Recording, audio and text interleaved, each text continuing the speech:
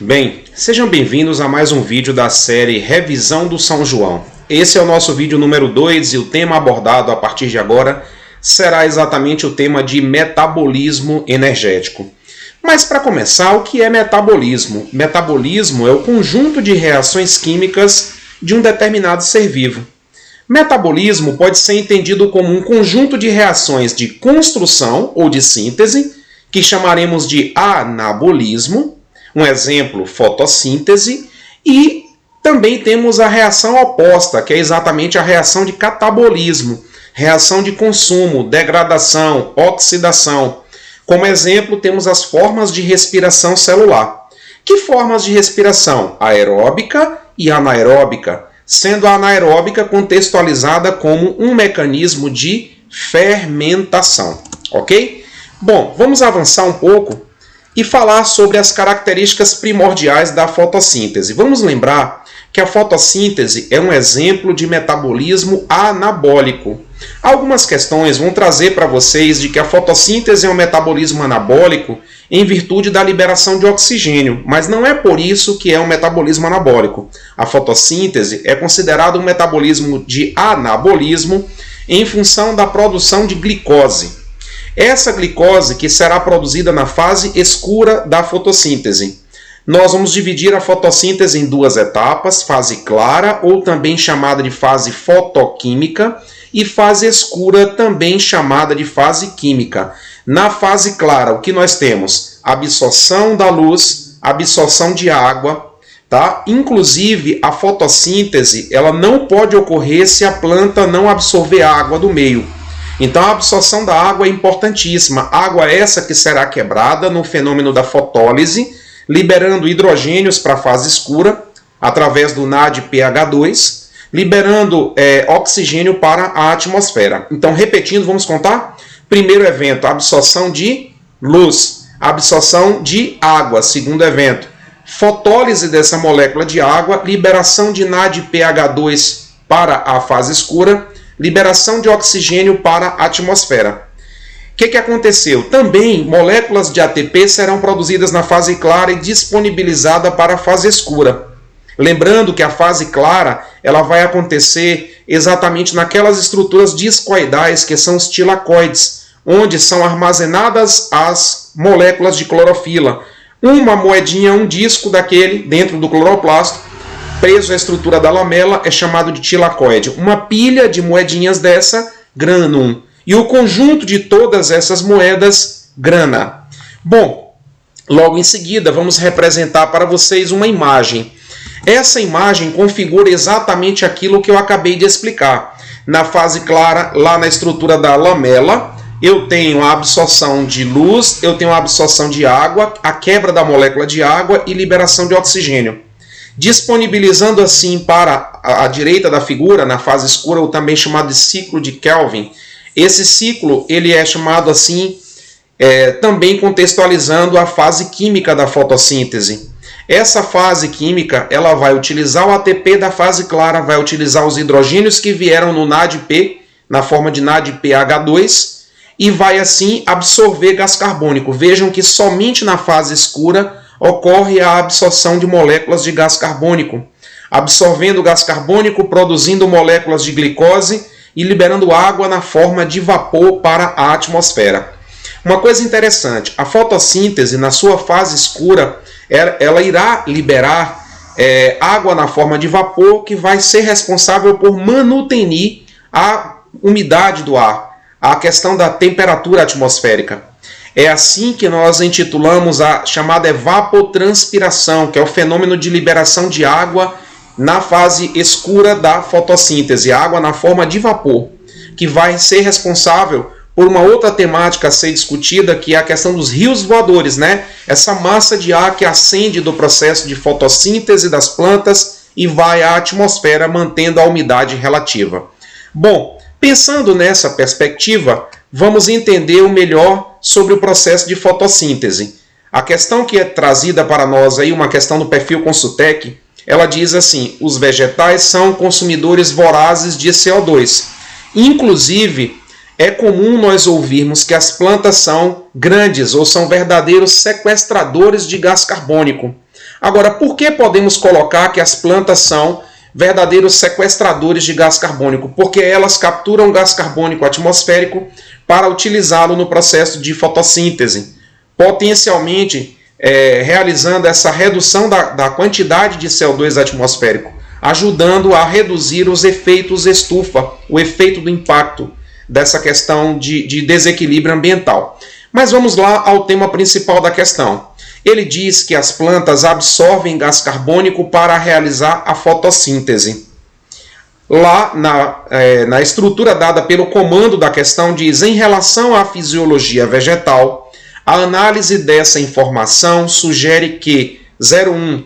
A produtividade primária de plantas em desenvolvimento independe da respiração. Léo, o que é produtividade primária? Produtividade primária, chamada também de PPL, que é a produtividade primária líquida, é o que sobra do processo de fotossíntese.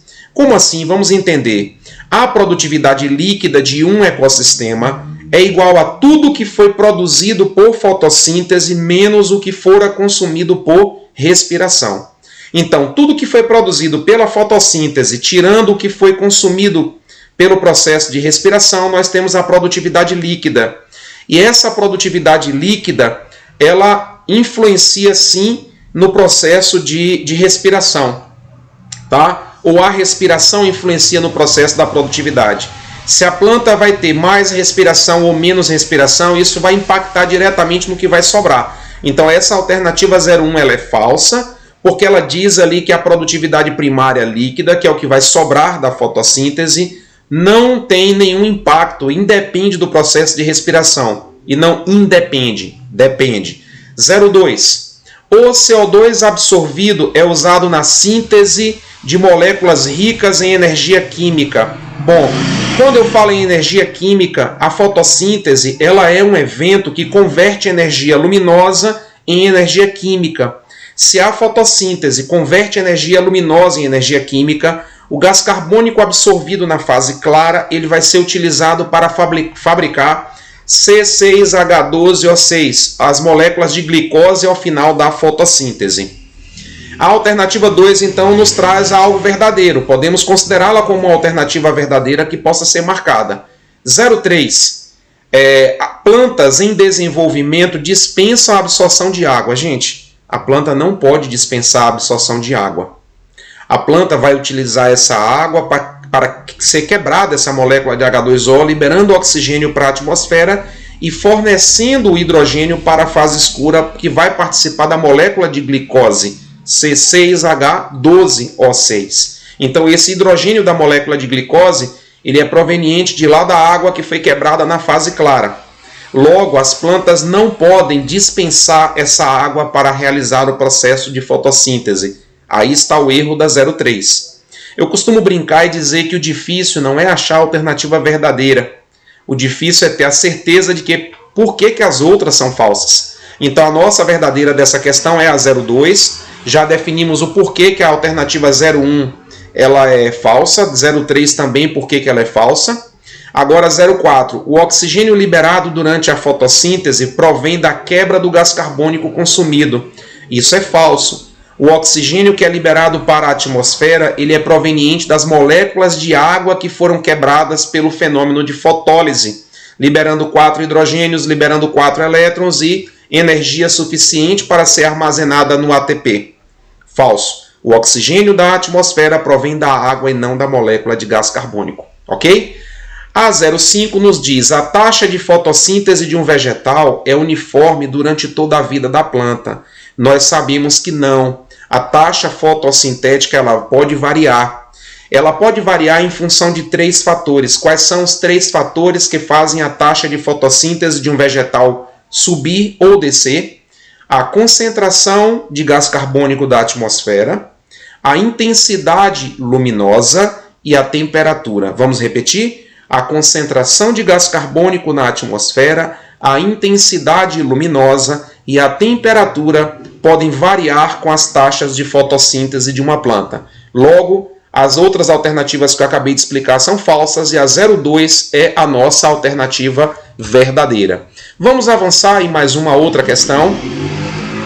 Essa outra questão ela nos traz uma temática bem interessante sobre a organela representada. Nós vemos aí a imagem de um cloroplasto.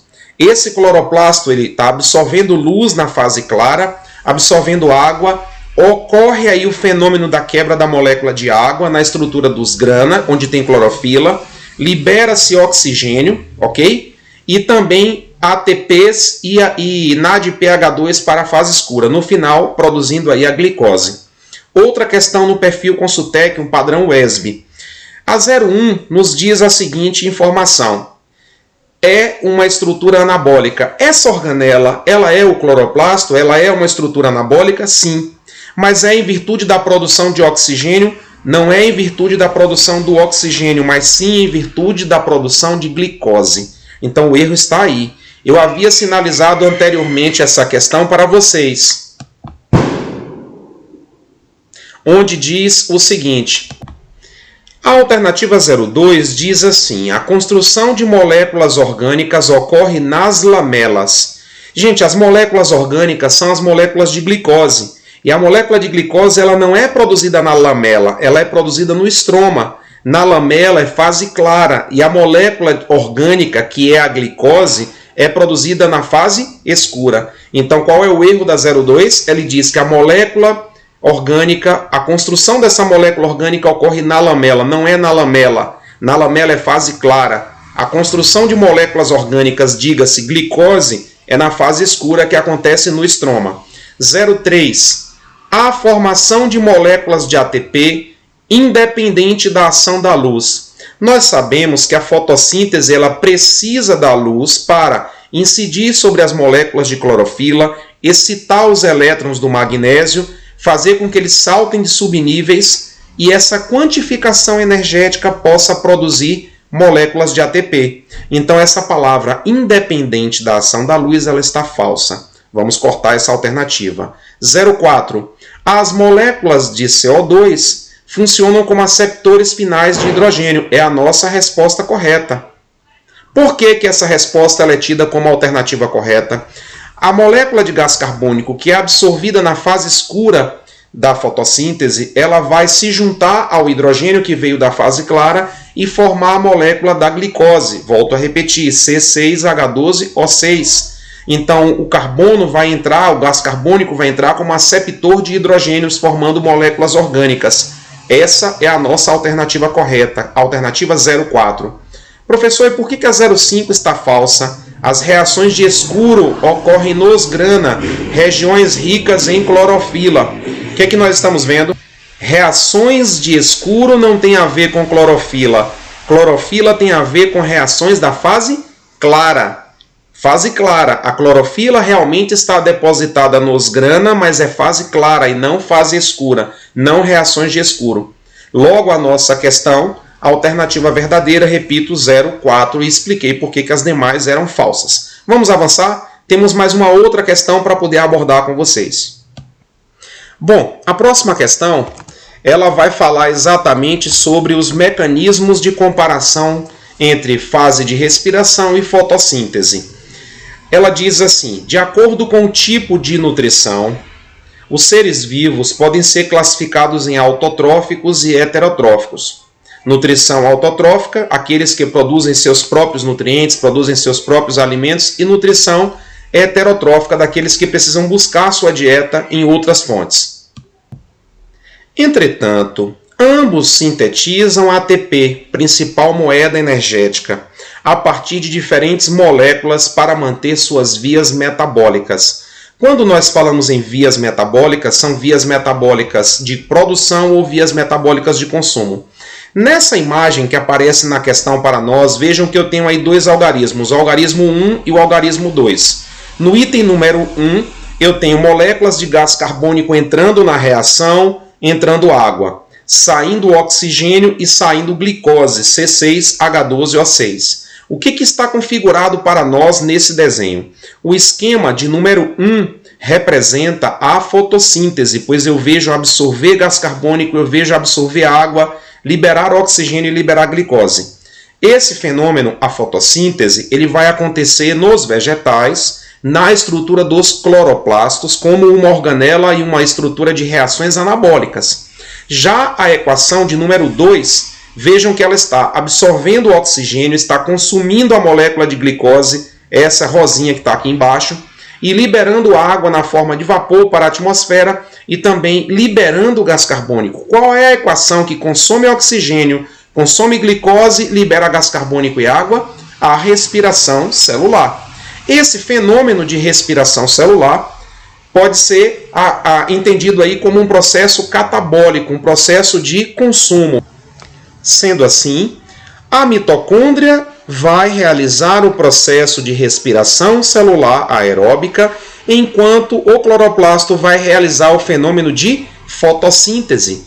Logo, nós podemos dizer, após a análise de vias metabólicas 1, que é fotossíntese, 2, que é respiração, no esquema é correto afirmar que, letra A, 1 ocorre nos cloroplastos de células vegetais, verdade, e 2 ocorre nas mitocôndrias das células vegetais e animais, verdade, porque o processo 2, que é a respiração, ele tanto vai acontecer nos organismos autotróficos, como as plantas, e nos organismos heterotróficos, como no caso dos animais. Agora, o processo número 2, ele vai acontecer tanto em plantas quanto em animais. A resposta 1 é verdadeira para nós. Agora, por que, Léo, que a 2 representa o processo de respiração, o 1 representa o processo de fotossíntese?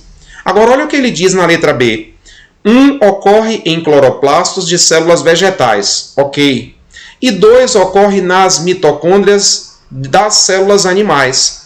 Mas 2 não é só na célula animal, ele pode acontecer na célula vegetal também. Letra C. 1 ocorre somente nas mitocôndrias. Gente, 1 não é nas mitocôndrias, 1 é nos cloroplastos. Letra D. 1 ocorre nas mitocôndrias. Também está falso, porque 1 não ocorre nas mitocôndrias, 1 ocorre nos cloroplastos. E a letra E. 1 e 2 ocorrem tanto em mitocôndrias e cloroplastos de células animais e vegetais. Não é tanto. Não é de uma coisa ou de outra de qualquer forma. O processo 1 nos cloroplastos, o processo 2 nas mitocôndrias. Especificamente, essa questão tem como alternativa verdadeira a letra A. Sendo assim, encerramos aqui mais um vídeo da nossa série Revisão do Recesso Junino. Ok? Aguardo vocês no próximo vídeo e espero que vocês tenham gostado das questões que eu escolhi e dos temas abordados. O vídeo 3 vai trazer para nós mais um pouco sobre fotossíntese, mais um pouco sobre metabolismo energético de respiração, fermentação. Não percam a terceira etapa dos nossos vídeos.